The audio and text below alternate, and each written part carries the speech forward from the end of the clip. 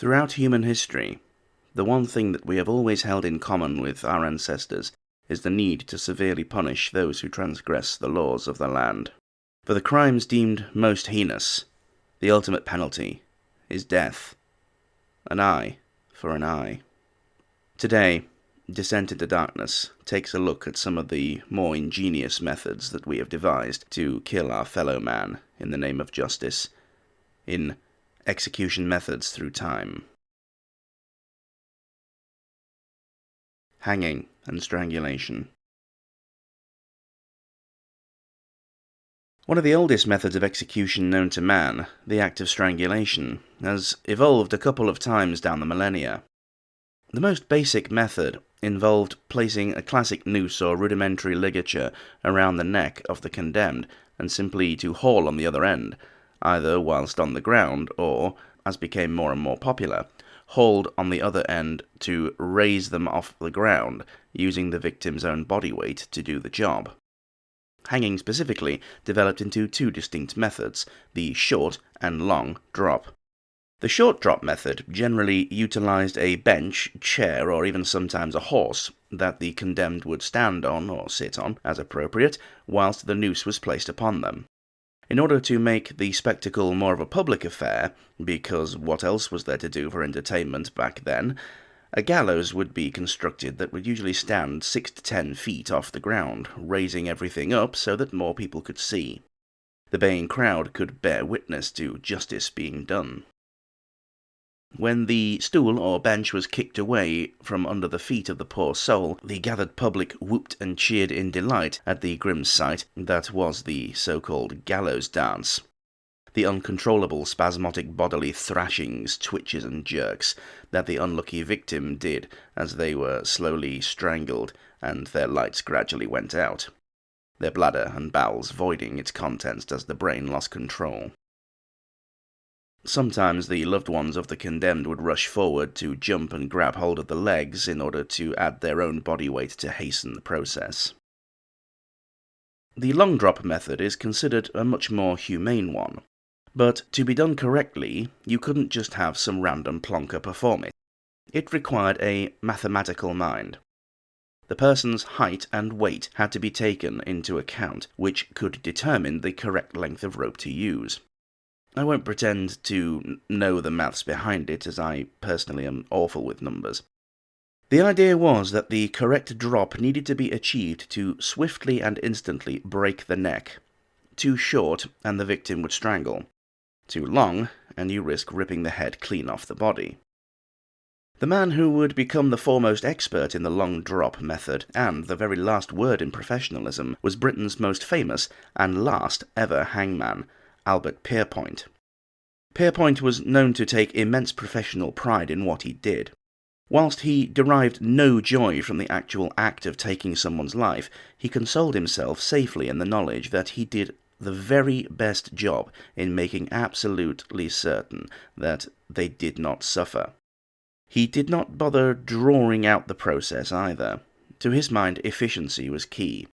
In fact, his record for fastest execution was on the 8th of May 1951, the condemned man being James Inglis, going from cell to dead in only 7 seconds. The UK abolished capital punishment in 1965 for murder. However, it was not fully gotten rid of for all crimes until 1998. Before then, you could still be hanged for the crimes of regicide, killing the monarch, treason, or, rather strangely, arson on Her Majesty's docks. You should absolutely check out the biographical film Pierpoint, starring the very brilliant Timothy Spall in the titular role. A further method of strangulation that gained popularity in Spain was the garrote. This was a chair that had been fitted with a mechanism at the rear at the same level as the neck of the victim was to be seated. Their head would be threaded through a piece of stout steel wire or rope cord as they sat in the chair. The mechanism was then slowly tightened, which in turn put pressure on the throat. This method could also be used as a form of torture to gain a confession, with the wire being temporarily slackened off, only to be tightened again. You can see an example of a garroting chair in the James Bond film The World Is Not Enough. Beheading.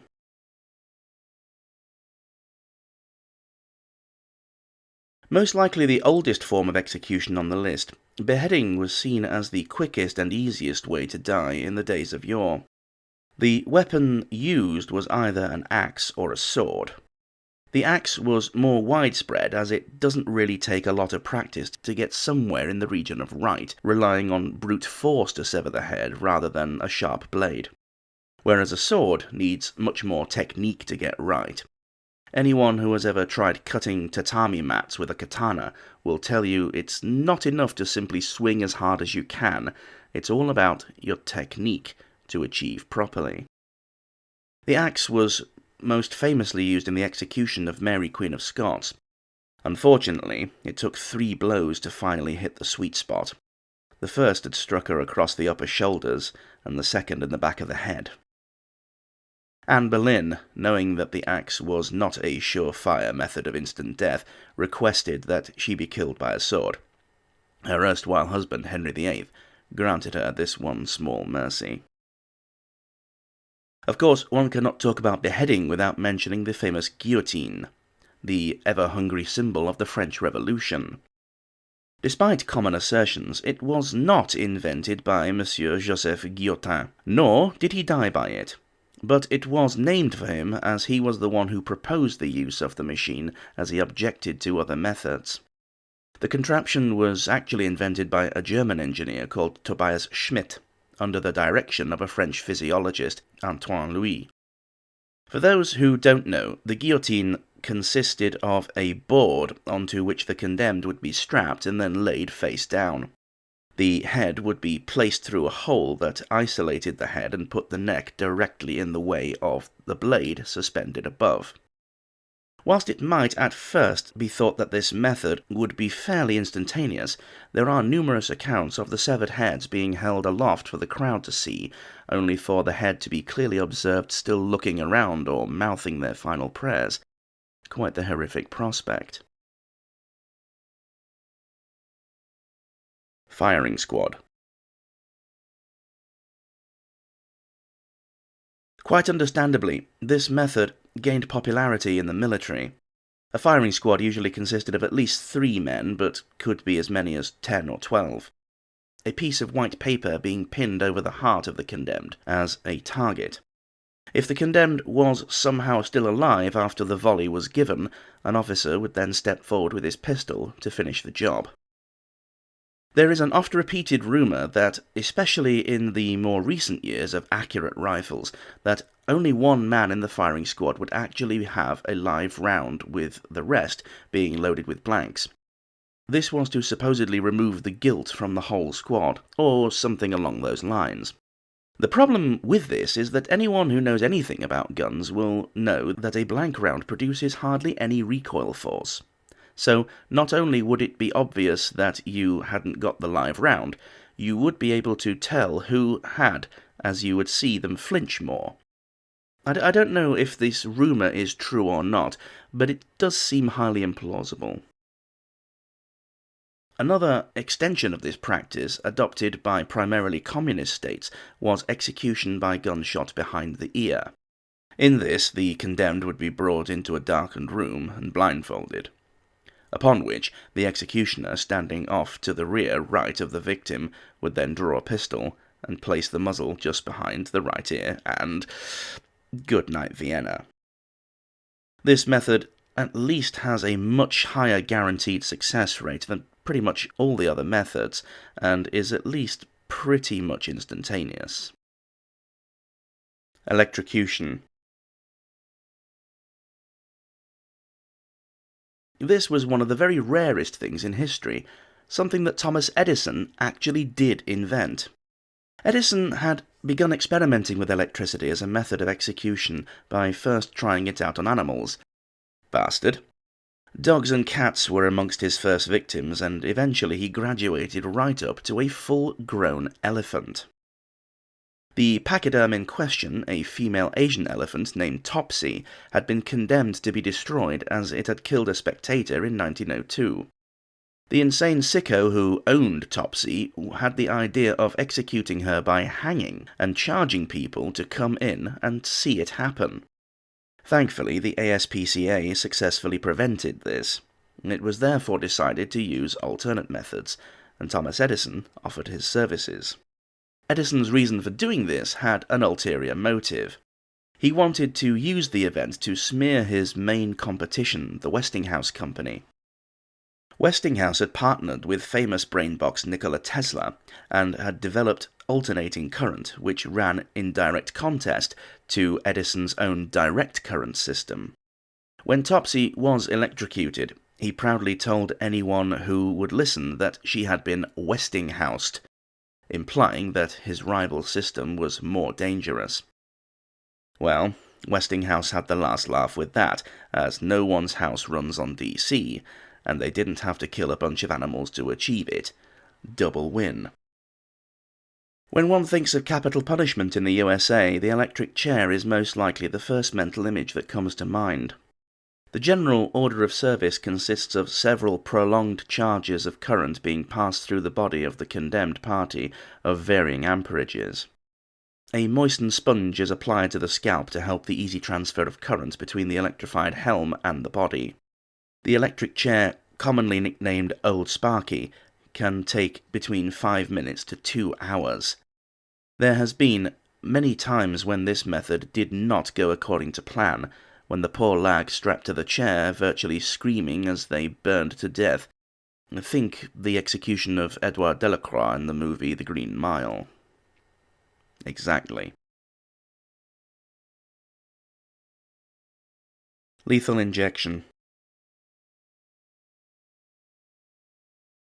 The most popular type in the USA, this method should really be pluralized as it consists of 3 separate drugs administered one by one.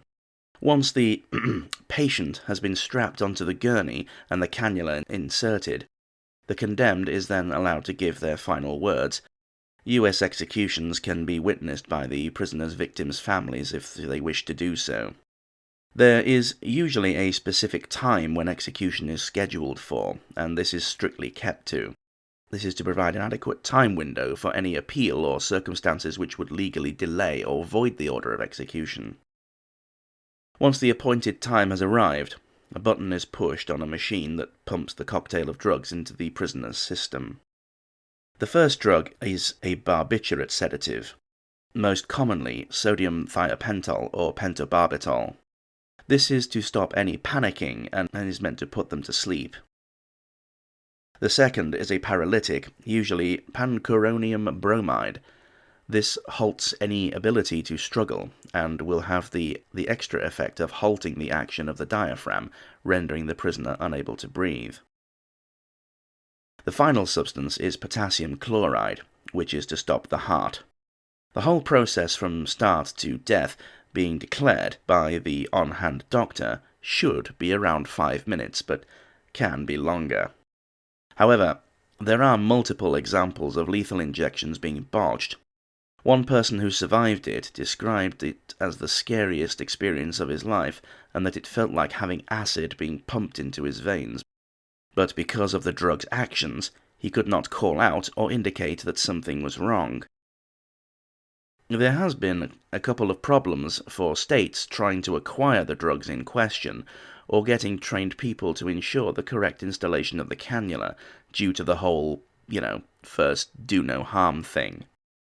Moreover, there has never been any studies or research conducted as to the efficacy of the drugs used, which should be a massive red flag. Many states with lethal injection are under extreme pressure from humanitarian lobby groups to stop lethal injection due to its less than stellar success rate. Let's face it, if you are going to execute somebody, you at least want to make sure the job is actually done. As a consequence, lethal injection is amongst the least reliable. A good movie featuring lethal injection is the film Dead Man Walking, starring Sean Penn and Susan Sarandon. Certainly brought tears to my eyes, I don't mind admitting, even though Penn's character was actually guilty. Poison gas. The least popular method in the USA, the gas chamber, has come under extreme pressure to be gotten rid of, mostly due to the perceived insensitivity of America's substantial Jewish community and the associated history around the Holocaust, or Shoah, which one can entirely understand. The gas used also just happens to be the same product as the Nazis used at Majdanek and Auschwitz-Birkenau, albeit not named Zyklon B anymore. Originally designed as a pesticide by the Degesh company, under the Nazis it was found to be highly effective in killing humans. The active ingredient being hydrogen cyanide, which prevents cellular respiration and the muscle's ability to contract, causing respiratory and pulmonary failure. The Nazis also employed the use of carbon monoxide poisoning, usually derived from the exhausts of vans or tank motors. This was the case at Treblinka, Sobibor, Belzec, and Chelmno. I have already made a full-length documentary about the Treblinka death camp, and another documentary specifically on the Nazis' use of Zyklon B. Link in the description. Further reasons for the gas chamber's fall from grace in the USA was due to the expense of building a gas-tight chamber and the danger of handling the chemicals. It is also known to cause extreme reactions in its victims, including vomiting, convulsions, heavy drooling, and incontinence. This sight has elicited extreme disgust in many of those who have witnessed it, including prison staff, some of whom have vowed to quit rather than perform another one. The gas is also visible to the condemned as well, which must cause quite a bit of panic. It is also impossible to halt once it has begun, which can prove problematic if any mitigating circumstances should arise. Unfortunately, not everyone succumbs to the effects of the gas quickly. There have been a few times when this has taken an extraordinary amount of time, only prolonging the suffering. Stoning.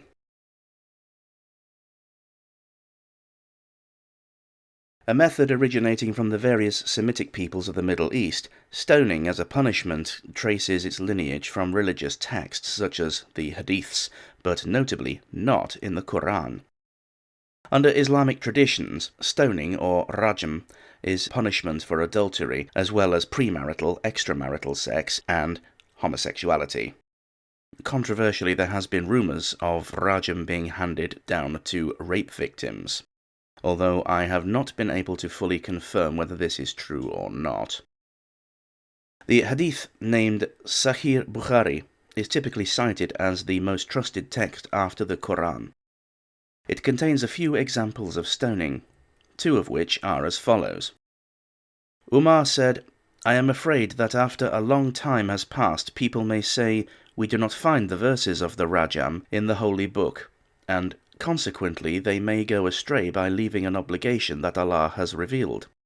Lo, I confirm the penalty of Rajam be inflicted on him who commits illegal sexual intercourse, if he is already married, and the crime is proved by witnesses or pregnancy or confession." Sufyan added, "I have memorized this narration in this way." Umar added, "Surely Allah's apostle carried out the penalty of Rajam, and so did we after him." And, "A man from Bani Aslam came to Allah's apostle while he was in the mosque, and called the Prophet, saying, 'O Allah's apostle, I have committed illegal sexual intercourse.' On that, the Prophet turned his face from him to the other side, whereupon the man moved to the side toward which the Prophet had turned his face, and said, 'O Allah's apostle, I have committed illegal sexual intercourse.' The Prophet turned his face from him to the other side, whereupon the man moved to the side toward which the Prophet had turned his face, and repeated his statement. The Prophet turned his face from him to the other side again. The man moved again and repeated his statement for the fourth time. So when the man had given witness 4 times against himself, the Prophet called him and said, 'Are you insane?' He replied, 'No.'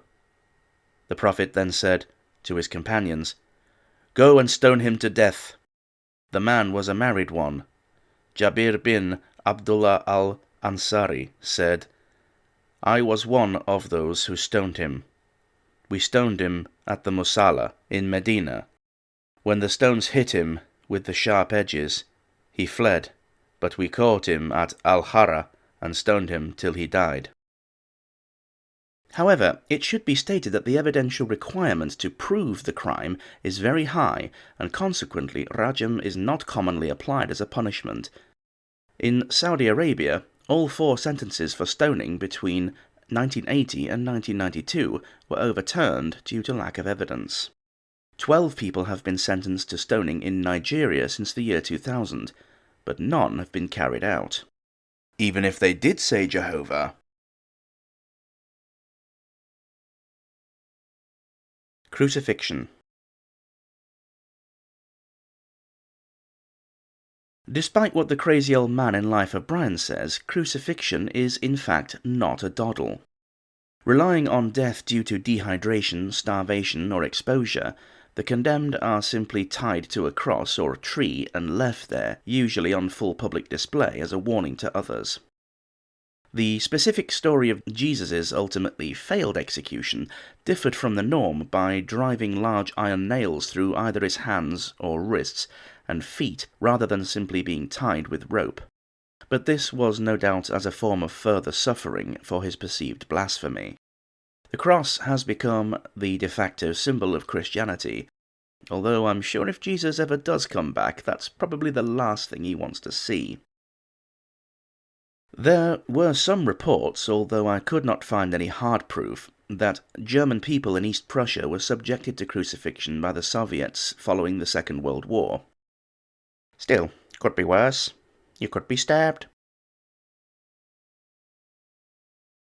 Burning or boiling. The highly cliché punishment of being boiled in oil is most likely more fantasy rather than anything else. Of course, there will be a few examples of it actually happening, but more likely that the medium used would have been water, as oil is quite expensive and difficult to acquire in large quantities, especially the further back in time you go. On top of that, the metallurgy required to make a giant cauldron is another proverbial nail in the coffin of this method. It could have been done. I have seen huge pots that were designed to render whale blubber, so it was definitely possible, but more implausible the further back one goes. Of course, we must mention Joan of Arc, who was famously condemned to be burned at the stake for heresy and blasphemy on the 30th of May 1431 in Rouen at the age of just 19. She had requested a cross to look upon as she breathed her last, which was granted for her. She actually died of smoke inhalation, but to add insult to injury, it was insisted that the hot coals and cinders be raked over her body and burned once more. What was left was then unceremoniously dumped into the River Seine. She was later made a saint and is now considered the patron saint of France, so I guess that's some consolation for her. Perhaps one of the most ironic executions that ever took place came with a legend from ancient Greece. According to Diodorus Siculus, an Athenian man named Perillus invented a gigantic bronze sculpture of a bull that was hollow and had a hatch on the side. The internal space was big enough to fit a man. Perillus named his creation the Brazen Bull. The idea being that a man could be placed inside it and a fire lit under the belly of the bull. The resultant heat could either be used to extract a confession from someone, or as a method of outright execution. Perillus had designed it in such a way that the screams of the poor bugger inside would travel through a special sculpted part hidden in the bull's nose that would make the agonizing screams sound like the bellowing of a real bull, with steam and smoke escaping from its nostrils. Perillus proudly presented his brazen bull to famously tyrannical King Pharalus of Sicily as a new toy for him. Pharalus was indeed impressed with the Athenian's work, but was sceptical of his claims. In a stroke of sheer pragmatism, Pharalus ordered that the device be tested, and rather than going through the rigmarole of fetching someone down from the jail cells, let's just use someone already here. Poor Perillus was dragged, kicking and screaming and protesting, over to the bull and forced inside. Once he was sealed in, a fire was built and lit underneath. Apparently, it worked quite well, but interestingly though, Perillus was not actually killed inside the bull. He was in fact released beforehand. Farillus, apparently quite happy with the test run, then, instead of having to reward the inventor for his new gadget, he ordered that Perillus be taken away to the top of a cliff and thrown off it. Poor bloody sod. Let this be a lesson: never try to impress anyone. By animal. Whether it be getting thrown to the lions or killed by sharks with frickin' laser beams attached to their heads, animals have played their part in capital punishment for many centuries. In India, particularly under the rule of Hyder Ali's son Tipu Sultan in the province of Mysore, he was known to order prisoners crushed to death under the foot of an elephant. He also kept a small number of tigers, which he liked to set on anyone who displeased him. His reign would be brought to an abrupt end by the British after the siege of Seringapatam in 1799. The Bible, of course, refers to St. Stephen being thrown to the lions, although it was probably more likely that either the lions were not hungry or they were simply too weak from hunger to attack, rather than some kind of divine intervention, but that's my atheism showing. In other times and places, a common practice was to tie the limbs to a separate horse and have them pull in opposing directions, essentially dragging the poor sod apart, leaving them with a screaming torso on the floor. Mercifully, the combination of shock and massive blood loss would mean that their suffering would not last too long. Either way, it's a hard pass from me. Another form of execution by animal is known as scaphism. This is one I had never heard of before I had begun researching for this video. Scaphism originated in ancient Persia, modern-day Iran. Essentially, the condemned is secured between the hulls of two boats. Then, he is covered in milk and honey, and insects and rats allowed to have their fill. It should come as no surprise to know that this takes ages for the condemned to die. And if, like me, you're grossed out at the thought of rats and insects crawling all over your exquisite floppily-doppolies, that makes the psychological impact even worse. Another method loosely related to scaphism is simply called rat torture. This involves placing a cage or container full of rats on top of the victim's stomach. The rats would then be starved, or heat would be applied to the container to panic the rats and force them to attempt to escape via the path of least resistance, gnawing through the victim's stomach. Nice. Immunement. This method was popular in ancient Rome for a specific class of people, the famous Vestal Virgins. A Vestal Virgin's chastity was considered their most prized possession, and what gave them their special status. If they lost their virginity by any means, the punishment was death. But it was forbidden under Roman law to spill the blood of a Vestal Virgin, and so the process of immurement was used. And if you're like me, you may well have been asking at this point, what the hell is that? Well, it turns out immurement is just a fancy word for sealing a person up in a room, usually by bricking up the doorway. Sometimes they would be given a small amount of food to let them survive for a short time.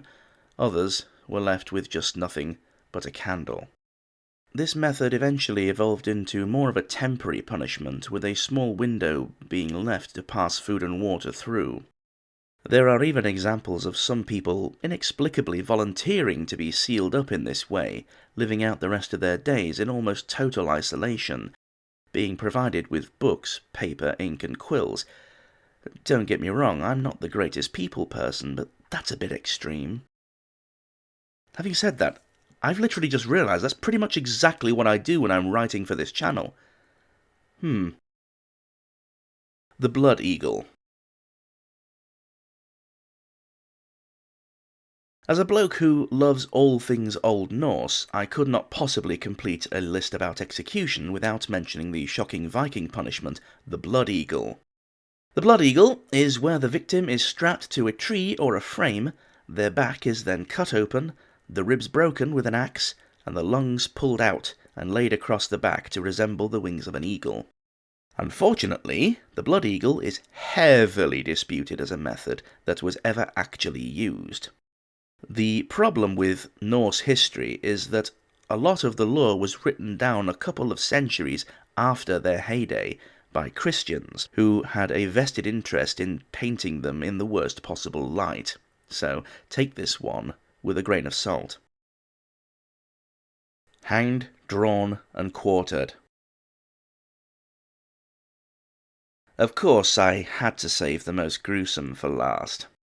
I shall tell the story of this most horrifying method of execution through one of its most famous victims, Guy Fawkes.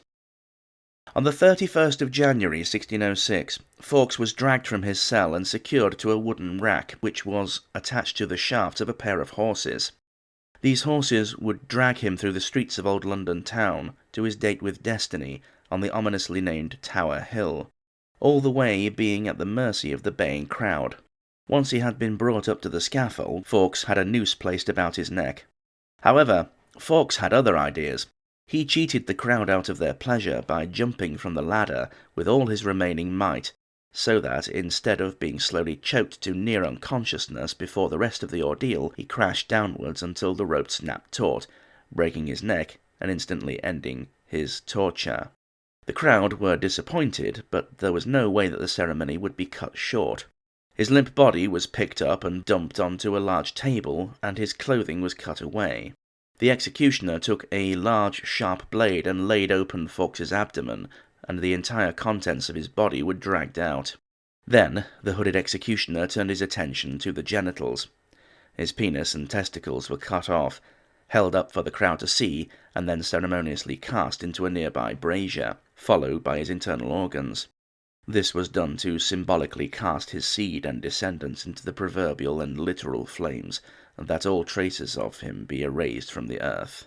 Then a long-handled axe was taken up, the masked brute raising it right above his head, waited a little second for the jeering crowd to quieten, and then heavily brought the axe down upon the prostrate corpse's neck, cleaving the head off. The crowd giving another guttural cheer, some rushing forward with outstretched handkerchiefs and rags to mop up some of the spilled blood to take home as a macabre souvenir. Then the crowd was once again encouraged to silence, the loose head was picked up. The executioner, after some palpable anticipation, raised the head up and loudly declared, "Behold, the head of a traitor!"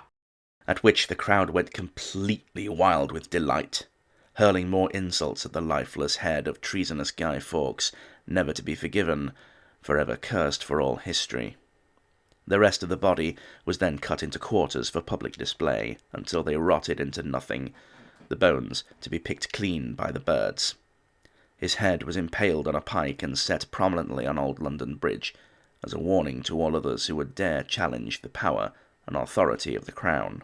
If you would like to know just what Guy Fawkes had done to deserve such an awful death, I have made a full video about him already, link in the description.